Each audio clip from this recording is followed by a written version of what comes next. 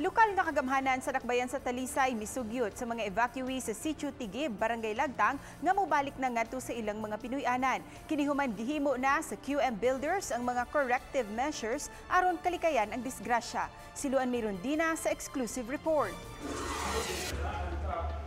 Nagtigom kaganihang hapon ang mga evacuees sa Sitio Tigib uban ang kadagkuan sa DSWD Talisay, Local Disaster Risk Reduction and Management Office o QM Builders. Gipasabot ni retired General Cecil Sandalo, consultant sa Peace and Order Council, nga samtang nagpaabot pa nga mahikay ang relocation site, giawhag nila ang mga evacuees sa pagbalik na ngadto sa ilang mga Pinoy-anan. There are others maybe who are hoping that they would be given permanent relocation centers.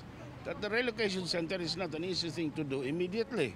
We will work on that. But meantime, going back to their homes, which is now safe, is better than living in the evacuation center. Dugang ni Sandalo nga dili mamahimong magpabilin sa taas-taas nga panahon ang mga evacuee sa Tabunok Covered Court kay gamiton usab kini sa mga kalihukan sa barangay.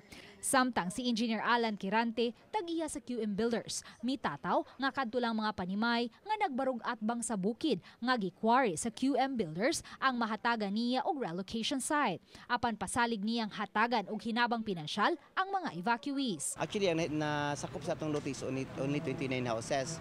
Parang delikado sa ato ang quarry, so only 6 families. So ang rest ato tuantos layo kay nga area.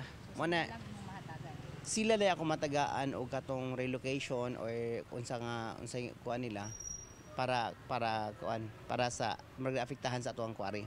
Apan ang dialogue, misangpot na hinuon sa tinubagay, human nagdumili ang mga evacuees pagdawat sa sugyot sa department heads. Inay magkauyon na hukman nga hunungon na lang ang dialogue ug milakaw ang mga evacuees nga nagbagulbol.